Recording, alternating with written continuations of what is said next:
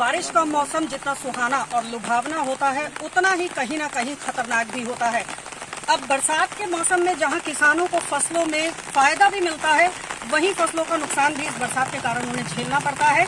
फसलों का नुकसान हो या बढ़ी हुई मुश्किलें, ये तो एक प्राकृतिक मुसीबत कहा जा सकता है, लेकिन खराब सड़कें, टूटी नालियां, जल भराव की समस्याएं अगर कहीं देखने को मिलती हैं तो ये जाहिर है कि अधिकारियों और जिम्मेदार संबंधित लोगों की लापरवाही को पूरी तरह से दर्शाता है। इस वक्त हम खड़े हैं जिला मुरादाबाद के मुंडापानी ब्लॉक की ग्राम पंचायत झौंडा में। हालांकि ये झौंडा की मिलक है, छोटा सा गांव है जो कि झौंडा ग्राम पंचायत में ही लगता है।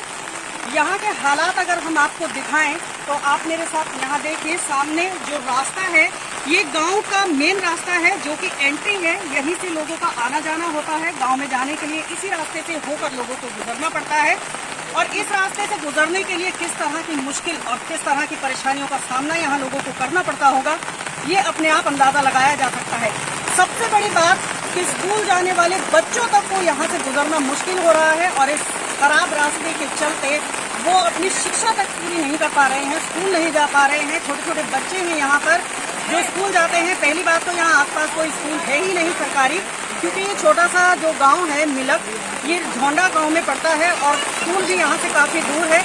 लेकिन फिर भी जैसे तैसे करके यहाँ के लोग अपने बच्चों को शिक्षा हासिल करने के लिए स्कूल भेजते हैं। तो इस वक्त खराब हालातों के चलते उनका स्कूल जाना मुश्किल ही नहीं, नामुमकिन हो रहा है। बच्चे स्कूल नहीं जा पा रहे हैं। अब यहाँ के लोगों से ही आपको जानकारी लेकर के बताएंगे कि इन खराब रास्तों के अलावा यहाँ और भी कई ज़मीनी हकीकत और ज़मीनी समस्याएं हैं जिनसे वो जूझ रहे हैं और किस तरह के हालात हैं, बद से बदतर हैं। यहाँ हम आपको जानकारी लेकर देंगे लोगों से।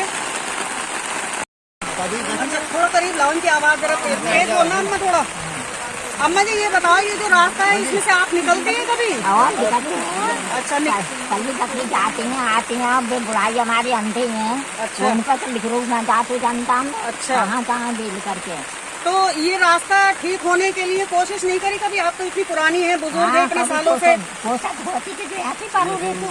अच्छा, हाँ, कोशिश ना होगी ना नाली लिख रही ना जैसी सड़क की क्षमता गई। अच्छा, मतलब अभी तक यहाँ कुछ काम हुआ ही नहीं है इसको संभालने के लिए। अच्छा, तारावती जी ये बताइए, ये मेन रास्ता है क्या गांव में? यही एक रास्ता खराब है या और भी रास्ते खराब हैं? रास्ता ही है क्या जो सारे रास्ते खराब हैं?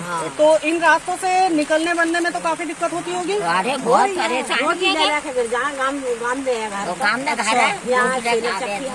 अच्छा, तो रोटी बना कर आवे ना तो कई फेरा तो गिर गई है, तो फिर दोबारा बनाइए रोटी। अच्छा, मतलब बहुत ज्यादा मुश्किलें होती हैं। जब बच्चे हैं आपके स्कूल जाते हैं तो स्कूल जाने वाले बच्चों को कैसे जा रहे हैं, नहीं जा रहे हैं? खराब है, गिल्ला लेकर दे गए बस्ता ना। सब किताबें बेकार है। अच्छा, तो दोबारा लाए। अच्छा, तो ऐसे में तो अब स्कूल जा ही नहीं पा रहे होंगे निकलने के लिए। कल्लो लड़का गाओ हमारो कल्लो गिर गाओ तो फिर लौटे आओ। अच्छा, मतलब पढ़ाई में उनकी काफी मुश्किलें आ रही हैं। बहुत हो रही है। अच्छा, अभी बता रहे थे कुछ लोग कि यहाँ पर शौचालय भी बने हुए नहीं है, जंगल जाती है जंगल जाती है औरतें। तो आपके घर में लड़कियाँ भी होंगी, वो भी जंगल जाती हैं। शौचालय नहीं बना यहाँ। आज की तारीख में तो सारे ही गाँवों में लगभग शौचालय बन चुके हैं, सामुदायिक शौचालय भी बने हैं। तो 2000 रुपये मांगे शौचालयों पे। हाँ, और 2000 रुपये लेके भी नहीं बना। 2000 करने तैयार नहीं है वहाँ पे, रास्तों की वजह से। रास्ते में कई रिश्ते टूट चुके हैं, 4-5 रिश्ते तो इस साल में टूट चुके हैं। हाँ। तो यहाँ तो अगर किसी की शादी होती होगी तो बारात आती होगी, बड़ी परेशानी होती होगी, किस तरह से? इस तरह से परेशानी होती है कि हम मतलब बारात को कोई अगर राजी हो भी जाए तो जंगल में मतलब टेंट लगवाएं, कुछ भी करें, खेत खाली रखे अपना, तब मतलब गांव के बाहर ही करना पड़ता है। गाँव के बाहर करना पड़ता है। कोई इंतजाम, कोई भी मतलब जरा सा इंतजाम हमारे लिए नहीं है। हमसे तो पशु ठीक है, जिसके भी पास जाते क्या पड़ा है, कोई भी इसे डलवाने के लिए राजी। हमसे पहले ये आए कि हम तुम्हारा ये नाली में सब ठीक कर देंगे, लेकिन बोर्ड हमें दी हो गई। अच्छा, तो अब हम वोट दें कैसे? हम क्या, हम तो साहब अपनी पार्टी वोट देंगे, हमारे पार्टी के नेता कराएंगे। तो हमारी पार्टी नेता सुनते ही वोट ले जाने, हमारी पार्टी जो नेता है हमारे ऊपर पार्टी बन गई, हम आदमी का सब, हम तो फूल वोट हैं। चुनाव के टाइम ही हमारा गाँव निकाल जब आगे हमें मतलब वोट लेंगे लोग, चुनाव के टाइम ही दूसरा आदमी मतलब वोट मतलब ना देंगे तो सब तो वोट हाँ दो। जब मतलब आपको ये फोर्स करते हैं कि हमें वोट दो, हम तुम्हारा काम करते हैं, फिर काम को फिर कोई काम नहीं। अपनी पार्टी को वोट दो। दो पार्टी वाला है, तुम्हारा काम पहले करना, तो हमें साथ ही 4 वोट देगी, ज्यादा नहीं थे।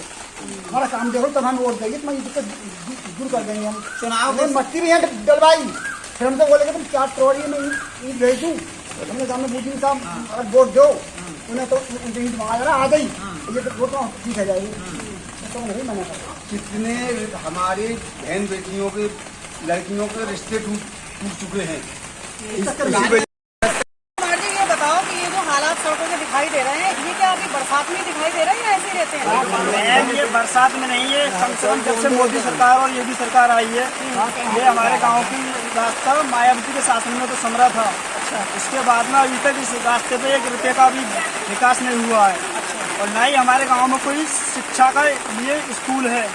यहाँ के आदमी पहले तो देश शिक्षा है, और अब जो नई पीढ़ी है वो शिक्षित होना चाहती है, फिर भी यहाँ कोई हमारे गांव में सरकारी स्कूल नहीं है। अच्छा, आप जैसे भी बता रहे हैं कि यहाँ पर स्कूल नहीं है, बच्चे शिक्षा हासिल करना चाहते हैं लेकिन स्कूल नहीं जा पाते क्योंकि आपका कोई अच्छा स्कूल नहीं है, तो यहाँ मैं पहले पूछना चाहूँगी कि सबसे ज़्यादा लोग किस समाज को रहते हैं? सबसे ज़्यादा यहाँ लोग हैं एसटी समाज के। एससी समाज के लोग ज़्यादा रहते हैं। उससे थोड़े कम है ओबीसी वाले, लोधी समाज, लोधी बोलते हैं, राजपूत लोधी वो हैं, और थोड़े ज़्यादा भी वो हनीगढ़, ज़्यादातर एससी समाज के लोग आते हैं। देखिए यहाँ पर जो है एससी समाज के लोग ज़्यादा हैं, और जाहिर बात है कि दलितों को जिस तरह से आजकल देखा जा रहा है और किस तरह अगर उनकी समस्याएं रही हो और उन्हें शिक्षा जैसी एक मूलभूत आवश्यकता से वंचित रखने की कोशिश की जा रही हो, ये अपने आप में एक बहुत बड़ी समस्या पैदा करता है और बहुत बड़ा सवाल खड़ा करता है। साथ ही इसके अलावा हम कुछ औरतों की भी बात करेंगे। विकास कार्यों की अगर बात करें तो कहीं ना कहीं ऐसा लगता है कि इस गांव में, जो कि झोंडा की मिलक कहलाता है, इस गांव में आबादी तो है लगभग 5000 की।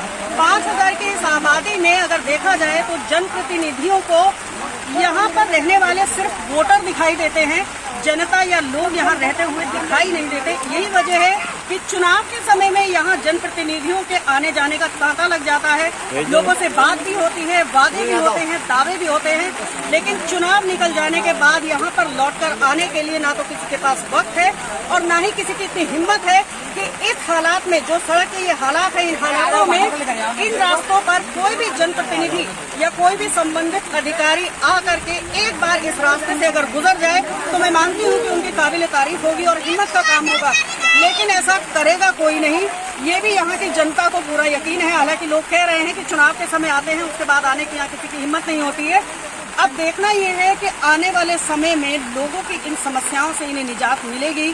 क्या कोई जनप्रतिनिधि, कोई संबंधित अधिकारी इस गांव की ओर रुख करेगा, इनकी मुश्किलों को देखेगा, इनकी परेशानियों को हल करेगा, या यूं ही ये बेचारे लोग केवल चुनाव के टाइम में एक वोटर की हैसियत से नजर आएंगे, बाकी 5 साल ये कीड़े मकोड़ों और जानवरों की तरह इन्हें इनके हालात पर सड़ने के लिए, रहने के लिए छोड़ दिया जाएगा? ये अपने आप में एक बड़ा सवाल है। हालांकि विकास कार्यों को लेकर बड़े बड़े दावे किए जाते हैं सरकार में, और सरकार कोशिशें भी कर रही है, लेकिन सरकार की जो कोशिशें हैं और जो नीतियां हैं और जो प्रयास हैं वो इन लोगों तक क्यों नहीं पहुंच रहे हैं? कहाँ कमी है, कहाँ लापरवाही है, ये देखने की सबसे ज़्यादा ज़रूरत है।